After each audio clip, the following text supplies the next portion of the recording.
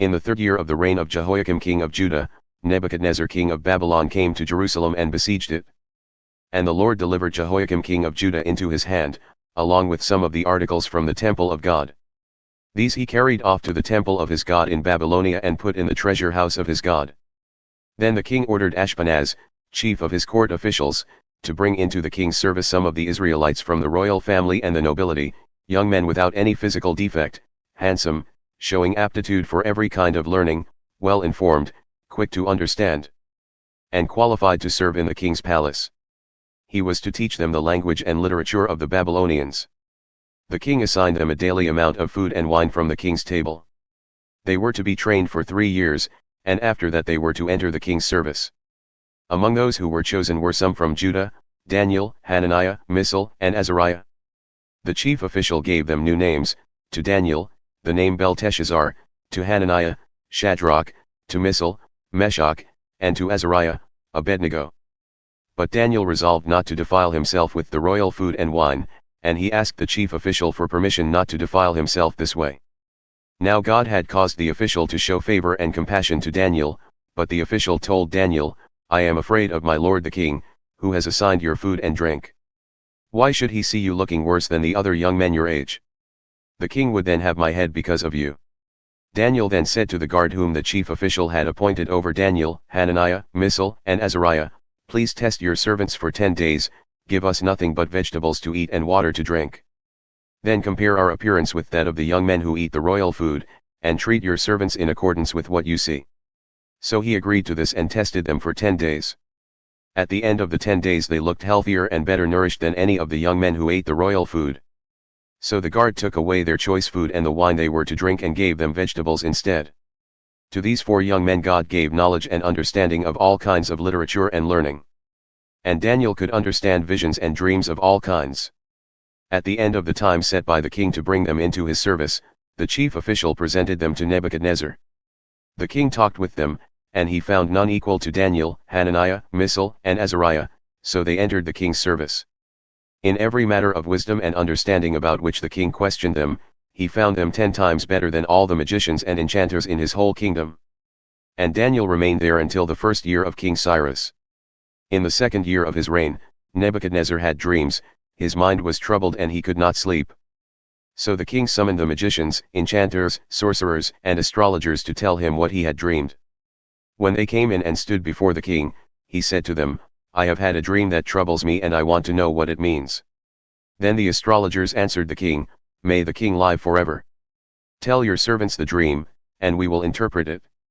The king replied to the astrologers, "This is what I have firmly decided: if you do not tell me what my dream was and interpret it, I will have you cut into pieces and your houses turned into piles of rubble. But if you tell me the dream and explain it, you will receive from me gifts and rewards and great honor. So tell me the dream and interpret it for me."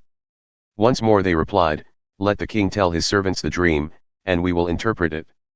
Then the king answered, "I am certain that you are trying to gain time. Because you realize that this is what I have firmly decided: if you do not tell me the dream, there is only one penalty for you. You have conspired to tell me misleading and wicked things, hoping the situation will change. So then, tell me the dream, and I will know that you can interpret it for me." The astrologers answered the king, "There is no one on earth who can do what the king asks. No king, however great and mighty, has ever asked such a thing of any magician or enchanter or astrologer. What the king asks is too difficult. No one can reveal it to the king except the gods, and they do not live among humans." This made the king so angry and furious that he ordered the execution of all the wise men of Babylon. So the decree was issued to put the wise men to death, and men were sent to look for Daniel and his friends to put them to death. When Arioch, the commander of the king's guard, had gone out to put to death the wise men of Babylon, Daniel spoke to him with wisdom and tact. He asked the king's officer, "Why did the king issue such a harsh decree?" Arioch then explained the matter to Daniel. At this, Daniel went in to the king and asked for time, so that he might interpret the dream for him. Then Daniel returned to his house and explained the matter to his friends Hananiah, Mishael, and Azariah. He urged them to plead for mercy from the God of heaven concerning this mystery, so that he and his friends might not be executed with the rest of the wise men of Babylon. During the night the mystery was revealed to Daniel in a vision. Then Daniel praised the God of heaven and said, Praise be to the name of God forever and ever, wisdom and power are his. He changes times and seasons, he deposes kings and raises up others. He gives wisdom to the wise and knowledge to the discerning. He reveals deep and hidden things, he knows what lies in darkness, and light dwells with him. I thank and praise you, God of my ancestors, you have given me wisdom and power, you have made known to me what we asked of you, you have made known to us the dream of the king. Then Daniel went to Arioch, whom the king had appointed to execute the wise men of Babylon, and said to him, Do not execute the wise men of Babylon. Take me to the king, and I will interpret his dream for him. Arioch took Daniel to the king at once and said, I have found a man among the exiles from Judah who can tell the king what his dream means. The king asked Daniel, also called Belteshazzar, Are you able to tell me what I saw in my dream and interpret it? Daniel replied, No wise man, enchanter, magician, or diviner can explain to the king the mystery he has asked about, but there is a God in heaven who reveals mysteries. He has shown King Nebuchadnezzar what will happen in days to come. Your dream and the visions that passed through your mind as you were lying in bed are these: as your majesty was lying there, your mind turned to things to come, and the revealer of mysteries showed you what is going to happen. As for me, this mystery has been revealed to me, not because I have greater wisdom than anyone else alive, but so that your majesty may know the interpretation and that you may understand what went through your mind. Your majesty looked, and there before you stood a large statue, an enormous, dazzling statue, awesome in appearance. The head of the statue was made of pure gold, its chest and arms of silver, its belly and thighs of bronze, its legs of iron, its feet partly of iron and partly of baked clay. While you were watching, a rock was cut out, but not by human hands.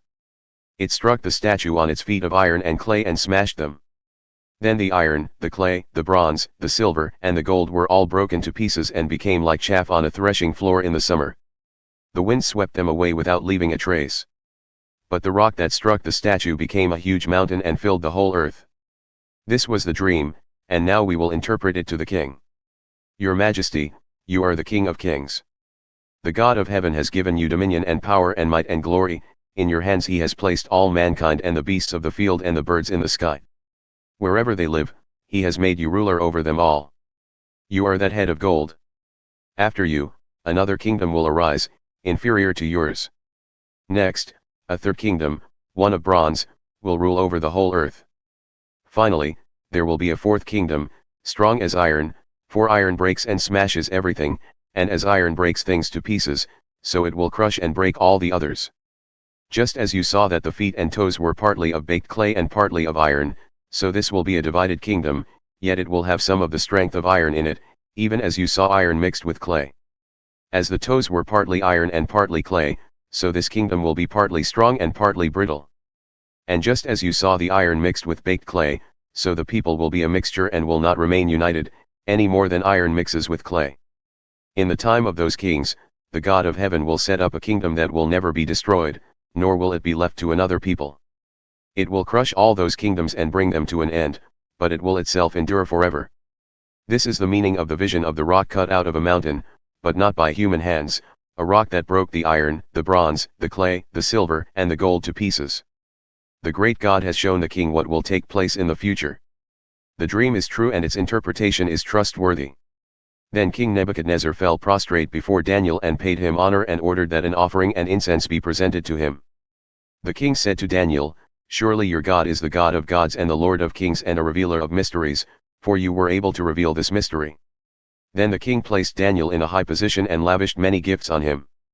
He made him ruler over the entire province of Babylon and placed him in charge of all its wise men. Moreover, at Daniel's request the king appointed Shadrach, Meshach, and Abednego administrators over the province of Babylon, while Daniel himself remained at the royal court.